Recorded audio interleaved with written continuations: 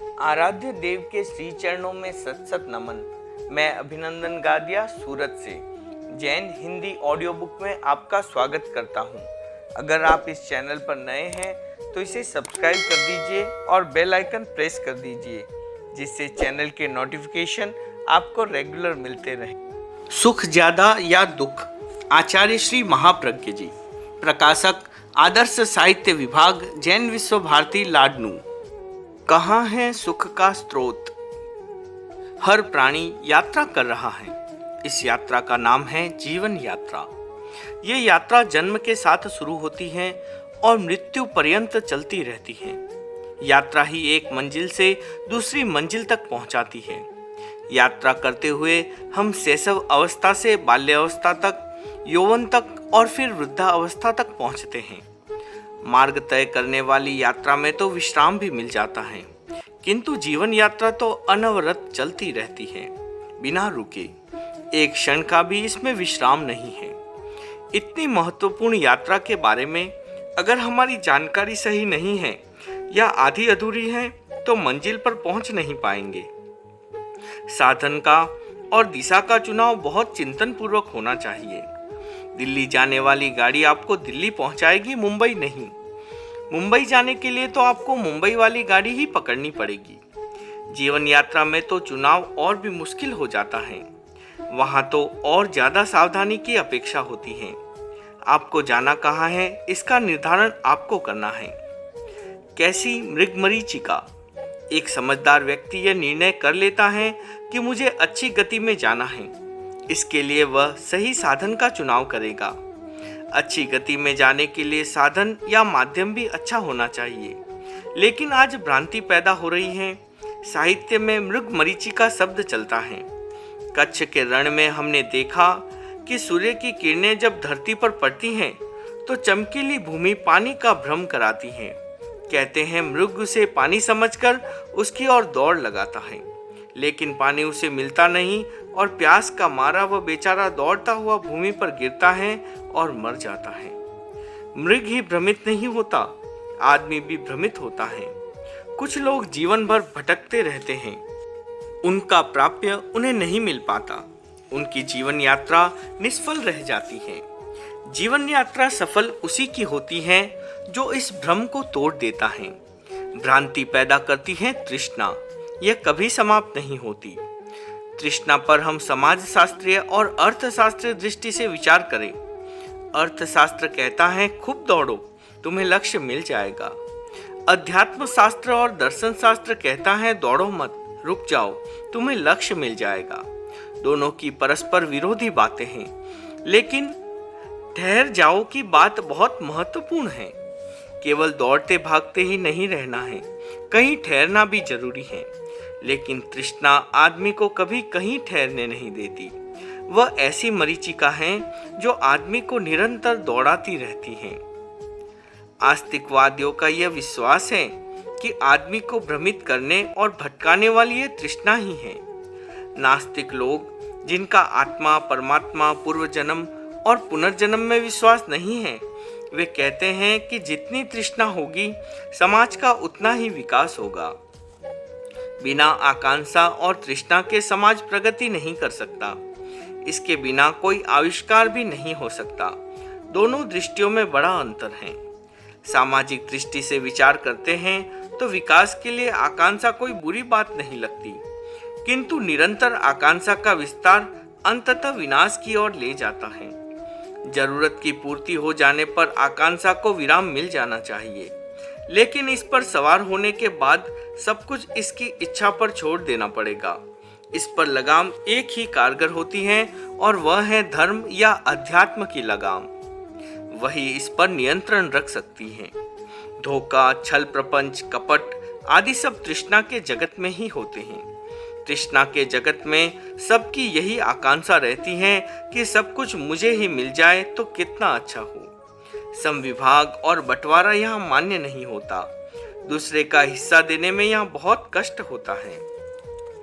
एक राष्ट्र को अपनी सुरक्षा करने का अधिकार तो है, किंतु सैन्य बल और अर्थ बल से दूसरे राष्ट्र को डराने धमकाने का अधिकार नहीं है। साम्राज्यवाद की प्रवृत्ति आदमी की बहुत पुरानी प्रवृत्ति है। दूसरे के स्वत्व को हरण करने की बात युगों युगों से चली आ रही है। आकांक्षा का उपयोग रचनात्मक काम में कम और ध्वंसात्मक काम में ज्यादा होने लगा है।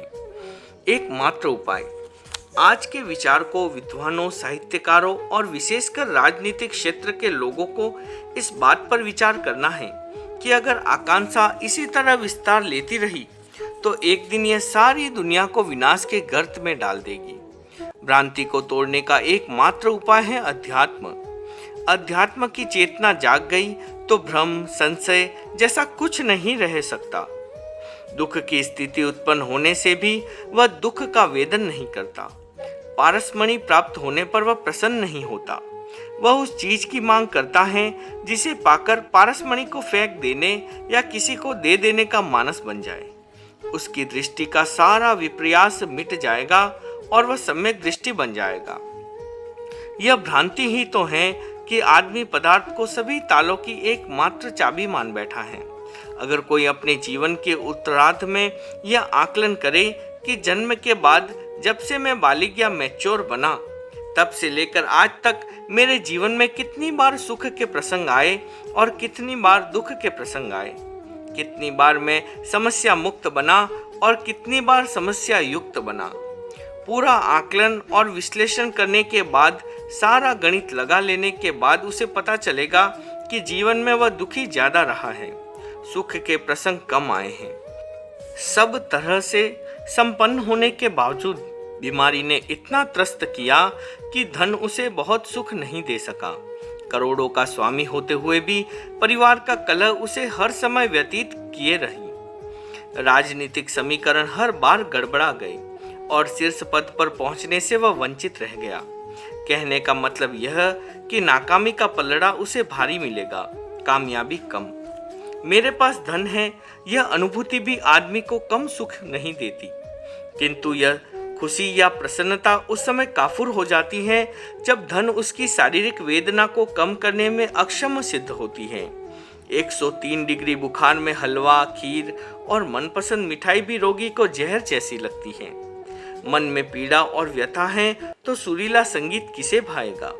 साफ बात है कि पदार्थ में आदमी को सुख देने की क्षमता नहीं है। एक आदमी के पास दौलत भी है और अच्छा स्वास्थ्य भी है, किंतु बेटा कपूत निकला तो सुख सपने में भी नहीं आएगा। पत्नी लड़ाकू और जिद्दी है तो भी जीवन नरक बन जाएगा। सुख के अनेक साधन उपलब्ध होने पर भी आदमी की प्रवृत्ति कुछ ऐसी है और निमित्त भी उसे ऐसे मिल जाते हैं कि वह सुख का अनुभव नहीं कर पाता। निर्बाध सुख चाहिए तो तृष्णा और लोभ को कम करना होगा। सुख पाना है तो एक ही सूत्र को काम में ले, वह सूत्र है अपने भीतर रहो। अपने भीतर रहने की कला आ गई तो बाहर की समस्याएं सताएगी नहीं। 3 कोटियां भगवान महावीर ने मनुष्य की 3 कोटियां की, अल्पेच, महेच और अनिच्छ। अनिच्छ यानी जिसके कोई इच्छा नहीं, यह सबसे उत्कृष्ट कोटि है, किंतु इस स्थिति तक कोई बहुत मुश्किल से ही पहुंच सकता है। महज निकृष्टम स्थिति है और यह आदमी को कहीं का नहीं रखती। आदर्श स्थिति है अल्पिच्छा, उतने की ही इच्छा करना जितना जीवन के लिए जरूरी है, काम चल जाए बस उतना ही। अगर हमने अध्यात्म को, धर्म को अच्छी तरह से समझा है तो हमारी गति महज से अल्पेच की ओर होनी चाहिए, अन्यथा जहां लाओ तहां लाओ वाली स्थिति बनेगी। थोड़ा सा लाभ हमें बड़े लोभ की ओर ले जाएगा। लाभ और लोभ का क्रम बराबर चलता रहेगा, आदमी उसका परिणाम भी भुगतता रहेगा। कमाई के फेर में पड़े सेठ का सारा जीवन पैसे के हिसाब किताब में बीता। असाध्य बीमारी से ग्रस्त होकर खाट पकड़ ली। अंतिम समय आ पहुंचा। परिवार के सभी सदस्य सैया के इर्द गिर्द खड़े थे। पीड़ा से कराहते सेठ ने क्षीण स्वर में पूछा, मोहनलाल कहाँ है? बड़े लड़के ने सामने आकर कहा, आपके सामने ही तो खड़ा हूँ पिताजी। सोहन कहाँ है? यहीं तो हूँ, दवा की शीशी हाथ में लिए दूसरा बेटा बोला। दयाराम कहाँ है? मैं भी यही हूँ, सिरहाने खड़ा तीसरा लड़का भी सामने आ गया। और हरसू, यह देखिए आपके सामने, चौथे बेटे ने निकट आकर कहा। सब यहीं आ गए तो दुकान पर कौन है? लगता है मेहनत से खड़ा किया गया मेरा सारा कारोबार तुम सब डुबो कर रहोगे। सारी पीड़ा भूलकर सेठ ने नाराजगी भरे तीखे स्वर में कहा। अध्यात्म के संदर्भ में हम सच्चाई को समझे और निश्चय करें कि महज हमें किसी भी स्थिति में नहीं बनना है। हम स्वयं को अल्पेच की स्थिति में ले जाएंगे। अपनी इच्छाओं को इतना विस्तार नहीं देंगे कि वह हमारे लिए समस्या बन जाए।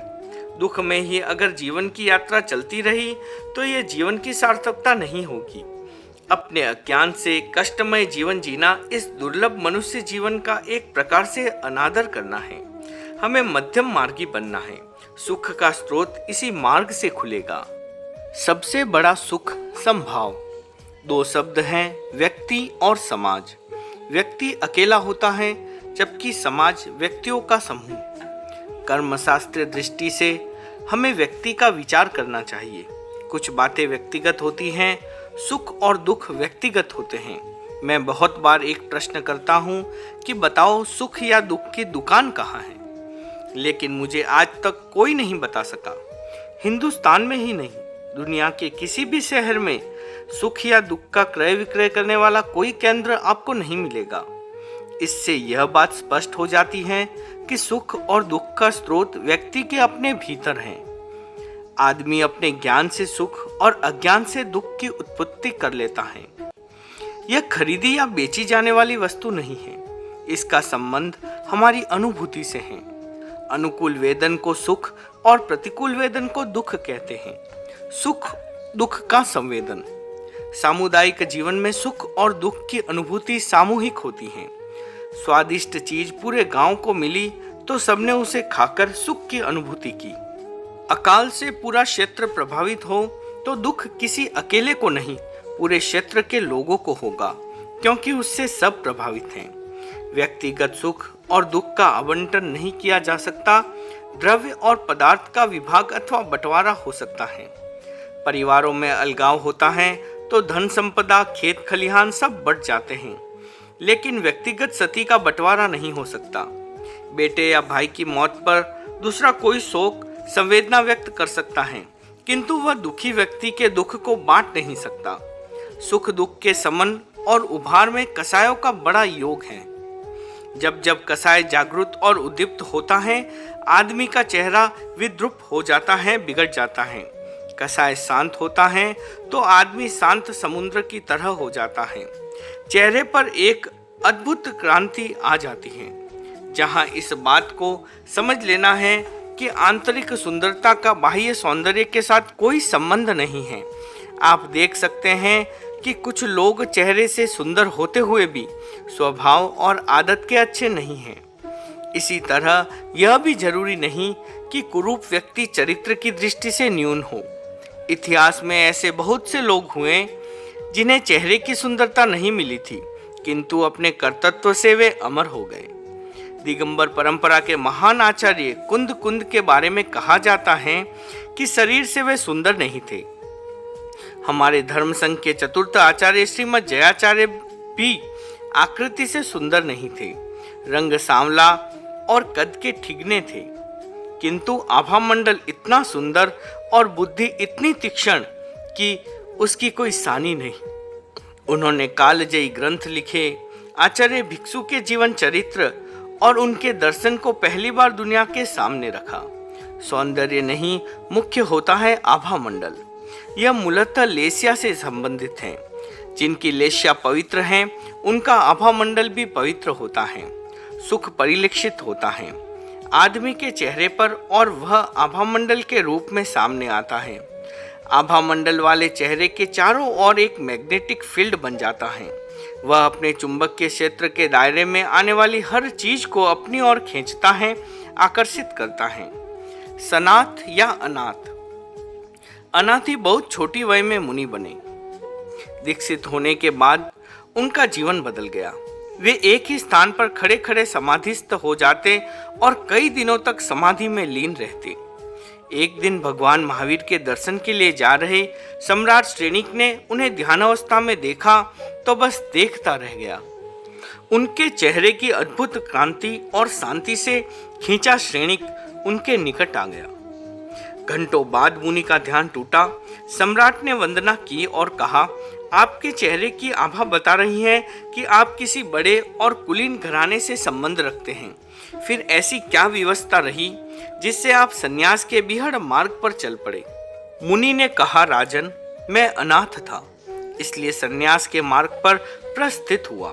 मेरे सामने कोई व्यवस्था नहीं थी, मैंने स्वेच्छा से यह रास्ता लिया है। सम्राट को मुनि पर दया आई। कहा, तो फिर इसी वक्त आप स्वयं को सनाथ समझे, मेरे साथ चले, मैं आपको वह हर चीज दूंगा जिसकी आपको अपेक्षा होगी। मुनि ने कहा, आप मुझे क्या देंगे जबकि आप स्वयं अनाथ हैं? सम्राट श्रेणी को एक झटका सा लगा। अकिंचन मुनि मुझे अनाथ समझ रहे हैं? शायद ये मुझे पहचान नहीं पाए, इन्हें व्यक्ति की पहचान नहीं है और शायद व्यवहार का ज्ञान भी नहीं है, अन्यथा मेरे राजसी तामझाम को देखकर इतना तो समझ ही जाते कि मैं साधारण आदमी नहीं हूँ। सम्राट का दर्प जाग उठा, किंतु उसे दबाकर वे संयत स्वर में बोले, शायद आपने मुझे पहचाना नहीं, मैं सम्राट श्रेणिक हूँ और मेरे पास वह सब कुछ है जिसे इस धरती पर बहुमूल्य कहा जाता है। समस्त निधियों का मैं स्वामी हूँ, फिर आपने मुझे अनाथ क्यों कहा? बहुत कुछ तो मेरे पास भी था राजन, लेकिन वह मेरे किसी काम का नहीं आया। मेरे पिता की अकूत संपदा भी मेरी आंख का दर्द दूर नहीं कर सकी। उस दिन मैंने स्वयं को अनाथ ही समझा। सनाथ तो उस दिन हुआ जिस दिन प्रवज्ञा ग्रहण की। मेरी आंखों का दर्द भी उसी दिन दूर हो गया। आप ब्रह्म में हैं और किसी दिन आपको भी अपनी वास्तविक स्थिति का पता चल जाएगा। उस दिन आप अनुभव करेंगे कि आप अनाथ हैं या सनाथ। मुनि के कथन से सम्राट निरुत्तर हो गया। बात समझ में आ गई। वह मौन भाव से सोच रहा था, सचमुच अभी मैं किसी को सनाथ बनाने की हैसियत में नहीं हूँ। भीतर में बहुत गहरे जाकर हर व्यक्ति अपना आंकलन करे, वह कितना अनाथ है, कितना सनाथ, समझ में आ जाएगा। बाहर की संपदा अहंकारी बनाती हैं, जबकि भीतर की संपदा विनय और सहिष्णुता की समता प्रदान करती हैं। हम भीतर से इतने समृद्ध बन जाएं कि जीवन पर्यंत यह भीतर का खजाना भरा रहे, कभी खाली न हो। सुख और परम शांति का रहस्य भी यही है। सुखी वही रह सकता है जिसने भीतर की समृद्धि अर्जित कर ली, अन्यथा इस अशाश्वत दुनिया में आकर कोई सुखी कैसे रह सकता है? जिसके पास भीतर की संपदा नहीं होती, उसके सुख दुख की चाबी हमेशा दूसरों के पास होती है। अकलमंदी इसी में है कि चाबी अपने हाथ में रखी जाए। साधु हो या गृहस्थ, भीतर से समृद्ध बनने का प्रयत्न हर किसी को करना चाहिए। तप, योग, संयम, उपशम आदि को निग्रंथ का धन कहा गया है। धनहीन गृहस्थ कभी सुखी नहीं रह सकता, किंतु धनहीन साधु सदा सुखी रहता है। गुरुदेव तुलसी ने गाया, समतारा सागर संत सुखी संसार में, समतारा सागर निज आत्म उजागर, संत सुखी संसार में निज आत्म उजागर, संत सुखी संसार में। समता का सुख ही सबसे बड़ा सुख है। आत्मा में रमण करने का अभ्यास हो जाए तो दुख का प्रसंग आने पर भी दुखी नहीं बनेंगे। धन कमाना कठिन है, किंतु भीतर का धन कमाना तो बहुत ही कठिन है। भीतर की कमाई हर कोई नहीं कर सकता।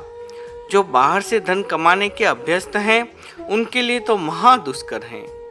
आत्मा, इंद्रिय, मन, चेतना ये सब कोई साधारण विषय नहीं है। आज के पाठ्यक्रम में ये सब नहीं मिलेंगे। यह आज की अर्थकारी विद्या वाली फैकल्टी नहीं है, बहुत गूढ़ विषय है ये, और इन्हें जानने के लिए ज्ञानी गुरु और कुशल मार्गदर्शक की बहुत जरूरत पड़ती है। बाहर का बहुत कुछ छोड़ने के बाद यह भीतर की संपदा हासिल हो पाती है। सुख कहाँ है और दुख कहाँ है, इसका पता लगाना पड़ेगा और फिर निर्णय के आधार पर सुख को प्राप्त करने का रास्ता खोजना पड़ेगा। वह रास्ता है संभाव। इस मार्ग को पकड़ ले तो समस्या रहित सुखी जीवन प्राप्त कर सकते हैं। स्थायी सुख क्या है? दुख मुक्ति की अभिप्सा लेकर आए शिष्य का मार्गदर्शन करते हुए गुरु ने कहा, सुख और दुख व्यक्ति के अपने हाथ में है। वास्तविकता यह है कि कोई किसी को न सुखी बना सकता है न दुखी। मैं भी तुम्हें सुखी नहीं बना सकता, किंतु सुख का रास्ता दिखा सकता हूँ, वह भी क्षणिक नहीं, शाश्वत सुख का रास्ता। क्या तुम शाश्वत सुख पाना चाहते हो?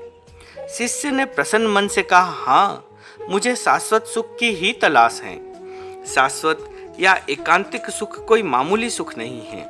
जब क्षण भर का सुख ही आदमी को बहुत आनंद की अनुभूति करा जाता है, तो चिरकाल का सुख, शाश्वत सुख की तो बात ही क्या।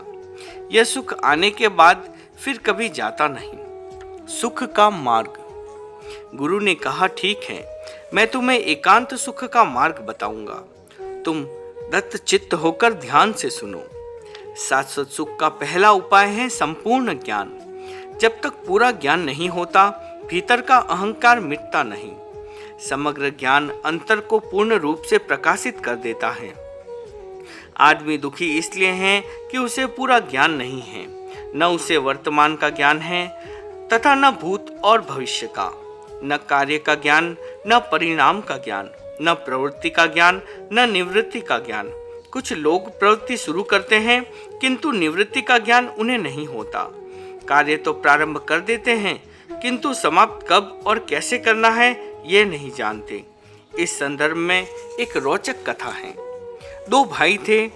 छोटा भाई आर्थिक दृष्टि से कमजोर था और बड़ा भाई संपन्न। यह सर्वविदित है कि धन आदमी को अहंकारी और स्वार्थी बना देता है। जहाँ धन की बात आती है वहाँ नाते रिश्ते कोई खास मायने नहीं रखते। धन की विशेषता यह है कि यह अपनों के बीच में भी दरार डाल देता है। बड़ा भाई स्वार्थी और अहंकारी था। सक्षम होते हुए भी वह अपने छोटे भाई की कोई मदद नहीं करता था। छोटा भाई मेहनत मजदूरी करके जैसे तैसे अपना जीवन यापन कर रहा था। उसके सामने रोज कुआं खोदकर पानी पीने की बात थी। यात्राओं में, विशेषकर मध्य प्रदेश और महाराष्ट्र की यात्रा में, गरीबी के दारुण दृश्य देखे हैं। आदमी को बदतर जीवन बिताते देखा है। उन्हें देखकर ऐसा लगा जैसे वे जीवन नहीं, जीने का अभिशाप भोग रहे हो। आप बताएं, जिनका जीवन पेट की आग बुझाने में बीत रहा हो, वे जीवन के अन्य पक्षों के बारे में क्या सोच सकते हैं? उनके सामने धर्म और अध्यात्म का उपदेश देने में भी झिझक होती है। गरीबी, अमीरी सभी वर्ग के लोगों में देखी जा सकती है। जैन समाज अपेक्षाकृत समृद्ध समाज माना जाता है, किंतु इस समाज में भी कुछ बहुत गरीब परिवार मिल सकते हैं। मेरे पास गरीबी से संघर्ष करके पला बड़ा एक युवक आया। आज तो वह अच्छी पोजीशन में है।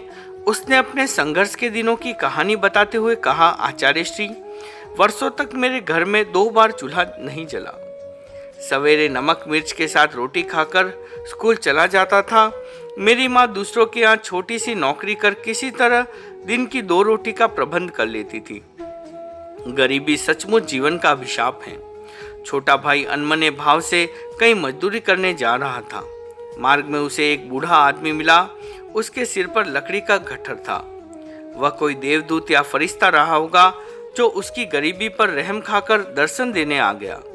उसने कहा, बेटा, मेरी लकड़ियों का यह गट्ठर तुम सामने दिखाई दे रहे मेरे घर तक पहुंचा दो, तुम्हें तुम्हारी मजदूरी मिल जाएगी। गरीब आदमी स्वभाव से ही दूसरों का मददगार होता है। उसने कहा, बाबा, मजदूरी की क्या बात, उधर ही तो जा रहा हूँ, आपका बोझ घर तक पहुँचा दूंगा।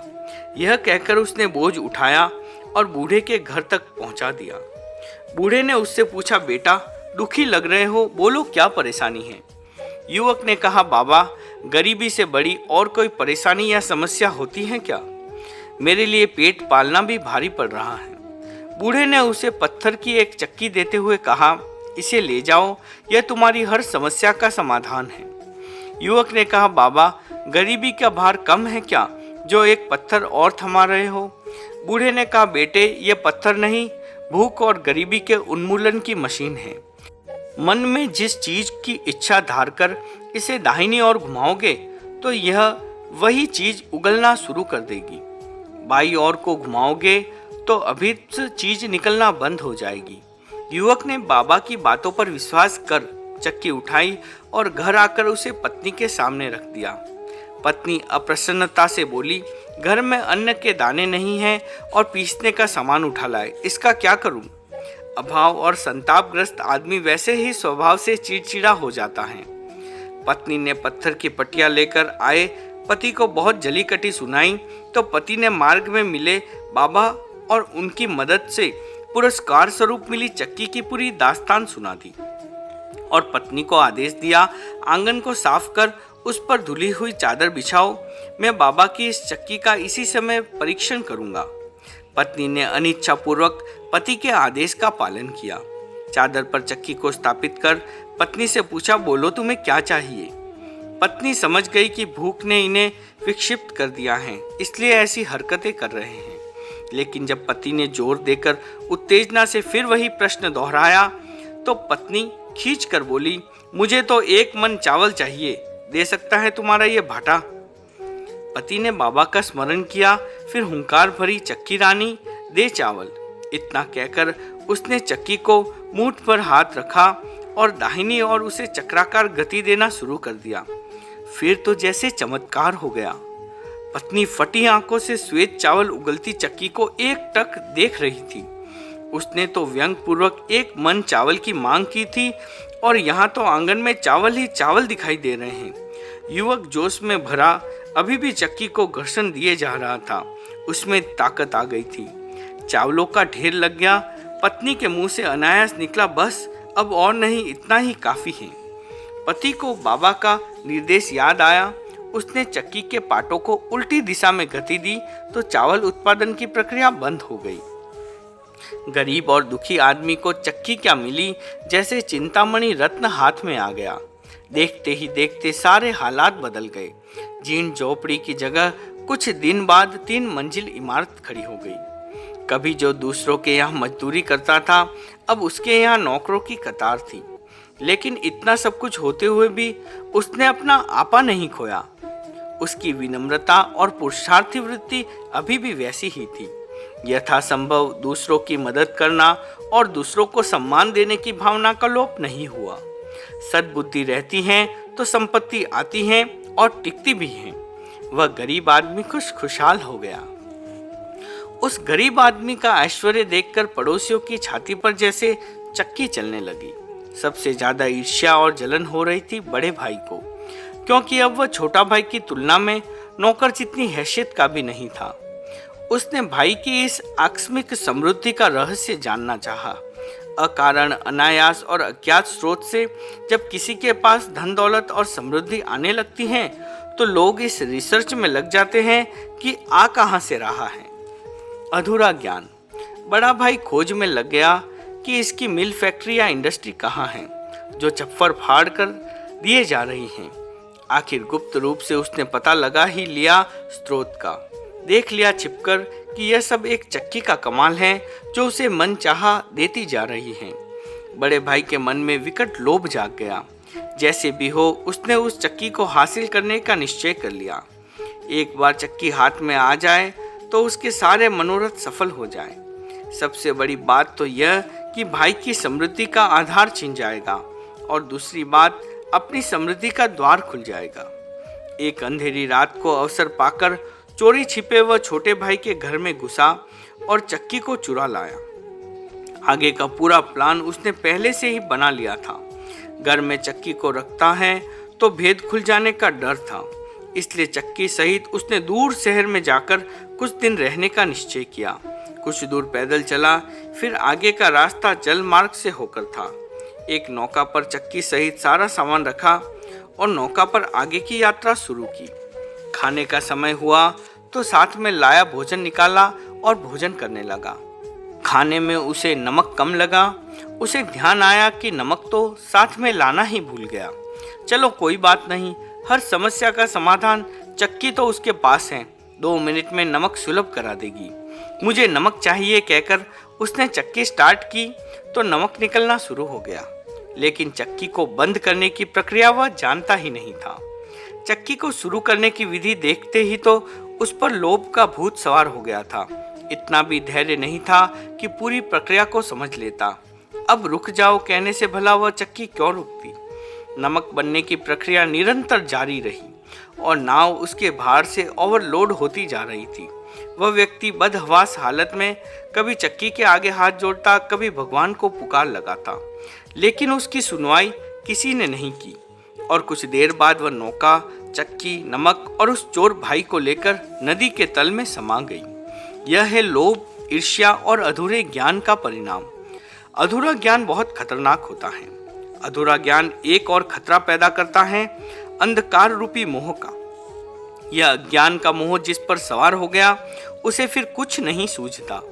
आदमी जानता हुआ भी नहीं जानेगा, देखता हुआ भी नहीं देखेगा, सुनता हुआ भी नहीं सुनेगा। मोह का अंधकार बहुत घना होता है। औलाद बदचलन हो रही है, सारे अवगुण एक एक कर उसमें आते जा रहे हैं। अटैची से रुपए भरकर रात को निकलता है, जुआगर और क्लबों में लुटाकर सवेरे लौट आता है। यह सब देखते हुए भी मोहग्रस्त बाप इकलौते बेटे के हर करतूत को अनदेखा कर देता है। यह मोह का मोतियाबिंद है जिसे दुनिया का कोई भी आई स्पेशलिस्ट ठीक नहीं कर सकता। जब भीतर में पूर्ण ज्ञान का प्रकाश होगा तभी यह मोह का पर्दा हटेगा। देन किसकी? आज भ्रष्टाचार की बात चारों ओर से सुनाई दे रही है। हिंसा, अनैतिकता, आतंकवाद, उपद्रव लगातार बढ़ता जा रहा है, लेकिन यह सब किसकी देन है?